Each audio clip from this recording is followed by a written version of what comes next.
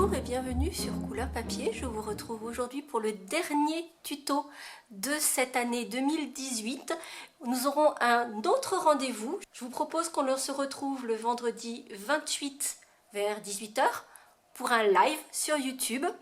Et je vous parlerai un petit peu des projets pour l'année, ce qui se passera sur Couleur Papier, ce qui pourrait peut-être vous plaire. Vous parler aussi de célébration qui va arriver, enfin voilà, parler de plein de petites choses. Mais pour cette année 2018, c'est le dernier projet de l'année que je vous propose.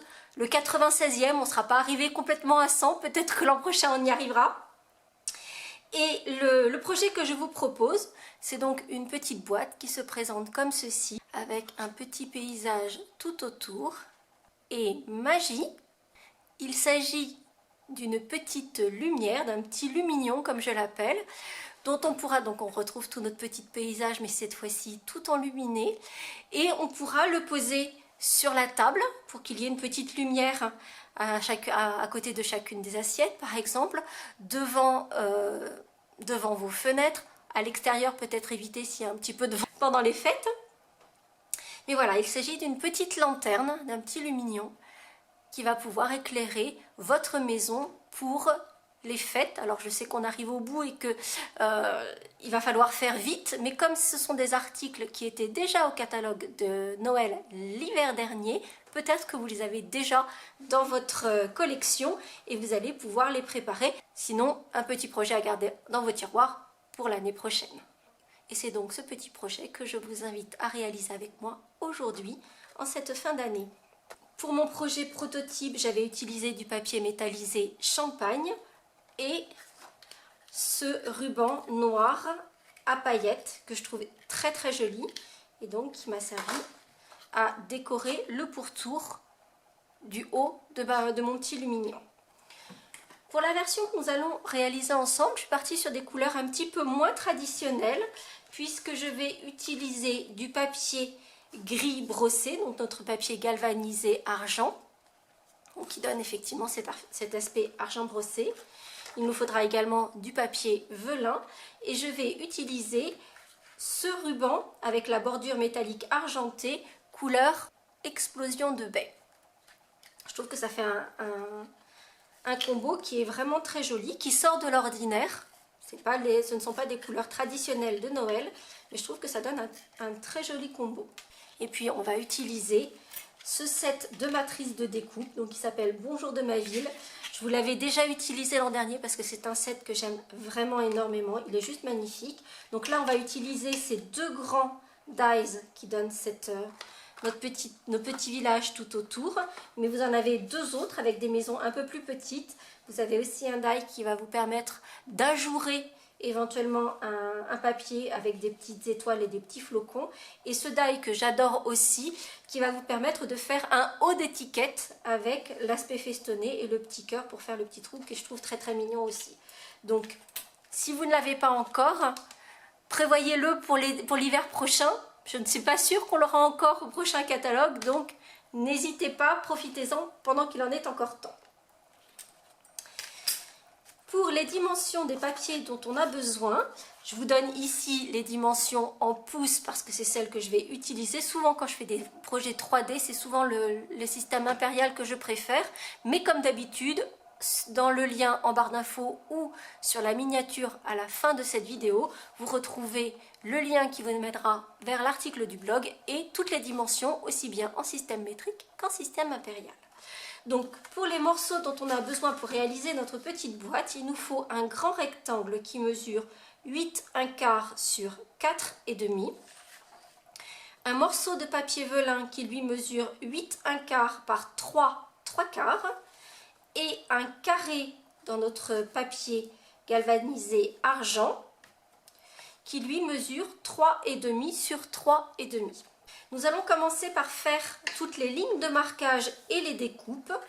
Sur le papier velin, on va faire une ligne de marquage tous les 2 inches, mais pour que les morceaux puissent s'imbriquer les uns dans les autres facilement, c'est-à-dire que vous voyez que le couvercle et le bas viennent par-dessus le papier velin. Donc pour que le papier velin puisse s'insérer facilement à l'intérieur, on va le faire un tout petit peu moins que 2 inches. Donc quand vous allez le marquer, vous allez vous faire un retrait de votre papier d'un poil de grenouille, comme j'ai l'habitude de dire. Donc un tout petit peu en deçà de la mesure 2 inches.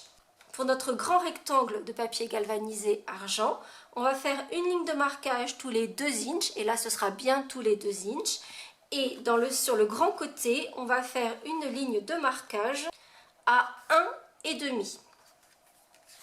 Pour le carré qui formera notre couvercle, on va faire une ligne de marquage tout autour à 3/4 de inch du bord. Et en particulier pour notre papier velin, ou comme je le disais, je vais réduire un tout petit peu la mesure. Je vais faire donc toutes mes lignes de marquage avec mon massicot. Je viendrai ensuite faire des découpes sur le grand rectangle, simplement entre les différentes lignes de marquage qui se trouvent dans le bas, mais je vais le faire et je vous montrerai en détail à quoi ça doit ressembler.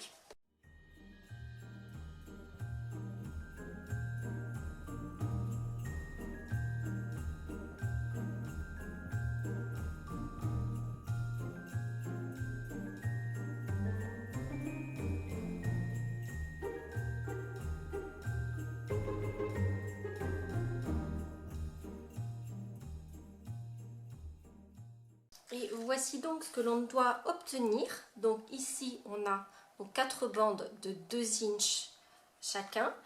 Et sur la petite bande qui se trouve en bas, on va couper entre chaque bande et on va biaiser un tout petit peu à l'intérieur. Et on ne va garder l'onglet d'assemblage que sur la grande bande.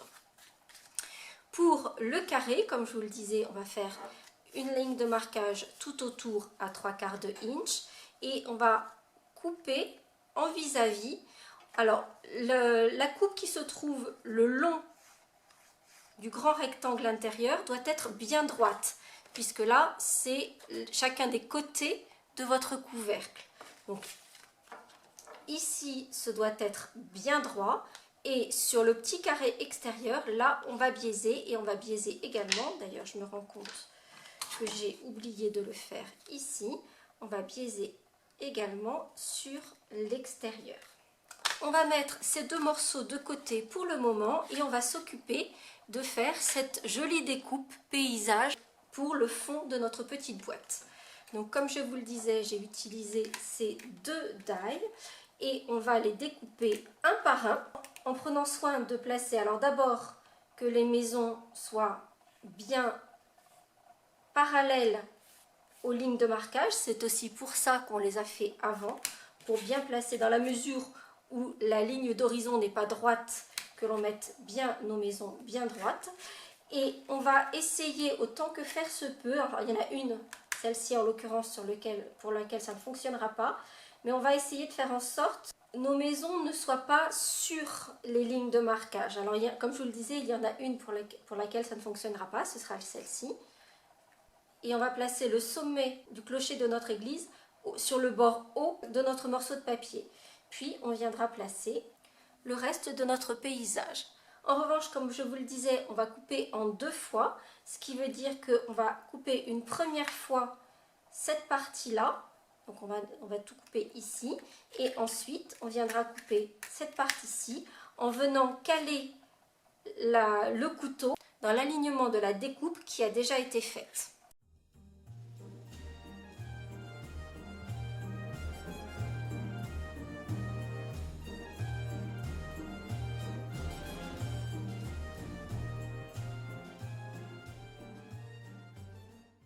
Et voici la découpe que l'on obtient. Vous avouerez que c'est quand même super joli. On va maintenant appuyer nos lignes de marquage et on va faire particulièrement attention à cette ligne de marquage qui, comme vous le voyez, passe au milieu du toit. Donc on va bien l'appuyer. C'est comme ça que le paysage viendra se placer correctement sur votre papier velin. Donc on va bien faire attention à appuyer également sur cette ligne jusqu'en haut, jusque sur la maison, pour que tout se mette bien en place. C'est la seule ligne où il faudra faire attention, puisque toutes les autres, on a fait en sorte que les maisons ne soient pas coupées par cette ligne de marquage.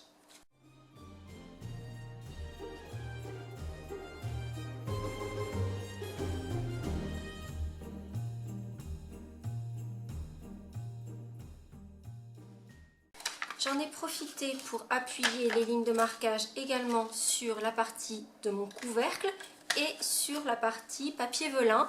Alors pour le papier velin, je préfère le faire simplement avec les doigts, pas utiliser un plioir pour qu'il garde un petit peu de souplesse et qu'il soit pas trop, que les angles ne soient pas trop fermés.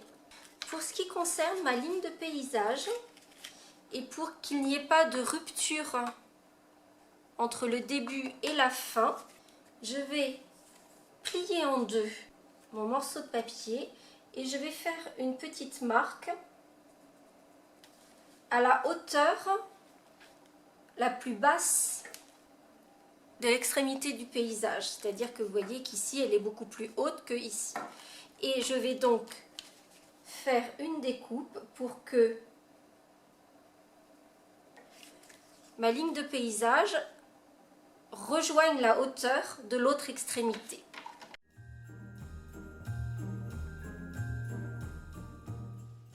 Et donc vous voyez, j'ai simplement fait descendre la colline un peu plus bas, ce qui permet, lorsque je vais rejoindre les deux extrémités de mon paysage, que ces deux lignes se rejoignent à la même hauteur.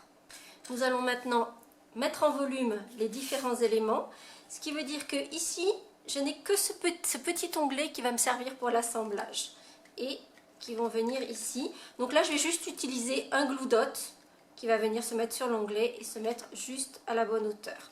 Puis, je vais utiliser de l'adhésif double face et sur les rabats du fond de ma boîte pour fermer le fond. Pour mon couvercle, je vais mettre un petit morceau d'adhésif double face sur chacun des onglets d'assemblage, donc les petits carrés qui se trouvent dans les coins. Et en fait, je viendrai réduire la taille de ces onglets à la largeur de mon adhésif double face, parce que je n'ai pas besoin de toute cette largeur, pour ensuite venir assembler en alignant correctement les arêtes de mon couvercle. Pour la partie velin, je vais simplement mettre de l'adhésif double face sur l'onglet d'assemblage et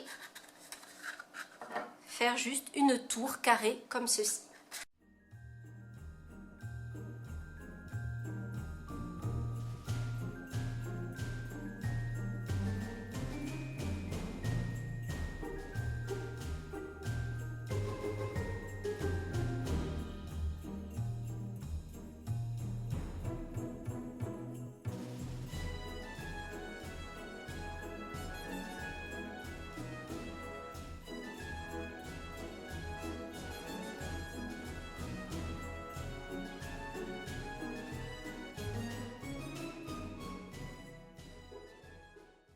J'ai mes trois éléments qui sont montés en volume, on va pouvoir les assembler tous les trois. Alors j'ai une petite astuce pour vous, pour que cette tour carrée rentre impeccablement dans le fond de votre boîte et que le couvercle vienne impeccablement dessus, c'est que ici et là j'ai utilisé les inches, c'est-à-dire que j'ai mis 2 inches sur les côtés et que pour ma tour carrée, je n'ai pas pris les inches mais les centimètres. J'ai mis 5 cm dans la mesure où 5 cm c'est un tout petit peu moins que 2 inches. Donc au lieu de prendre 2, 4, 6, 8 inches, j'ai fait 5, 10, 15, 20 et ça tombe impeccablement puisque vous voyez qu'on va pouvoir placer cette tour, alors en faisant attention à toutes nos petites découpes pour ne pas les abîmer.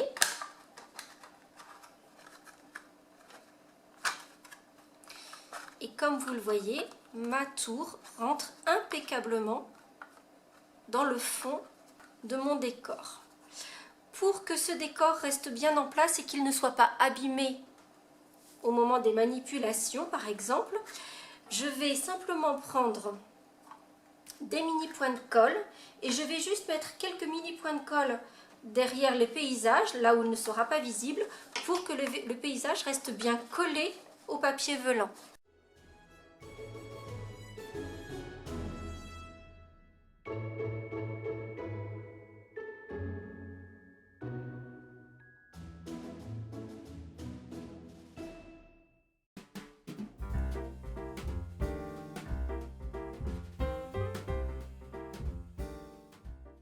Et voici mon petit paysage qui est fermement maintenu sur mon fond et qui ne bougera plus. Je ne risque pas d'abîmer les différents éléments de mon paysage qui ne risquent pas de se surélever. Il nous reste maintenant le couvercle à décorer évidemment, puisque là il est un petit peu nu, vous en conviendrez. Et donc comme je vous le disais, je vais utiliser mon ruban à bordure argentée coloris explosion de baie.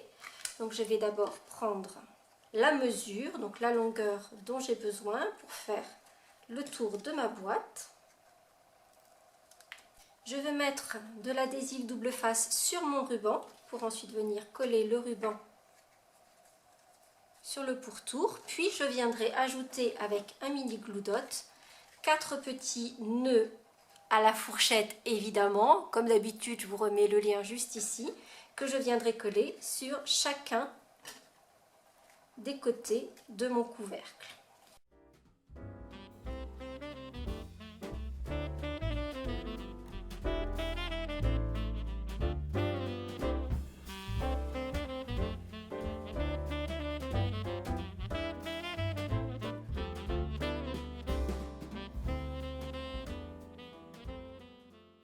Et voici votre petit lumignon prêt à accueillir sa lumière, parce que effectivement pour l'instant c'est juste une petite boîte rectangulaire.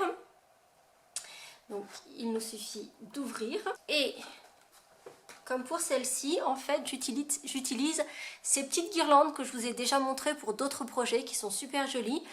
Comme d'habitude, si vous voulez les retrouver, je les ai trouvées sur Amazon et je vous mettrai le lien vers ces petites lumières sous la liste des courses sur l'article du blog, donc toujours avec le lien en barre d'infos ou à la fin de la vidéo. Et en fait je prends même pas la peine de dérouler la petite guirlande, comme ça me permettra de l'utiliser peut-être pour autre chose par la suite. Donc je vais l'allumer, la placer dans le fond de ma petite boîte et refermer le couvercle pour avoir mon petit paysage tout illuminé pour la nuit. Version éteinte et version allumée. J'espère que ce dernier projet de l'année vous aura plu. Si c'est le cas, n'hésitez pas à mettre un petit pouce en l'air.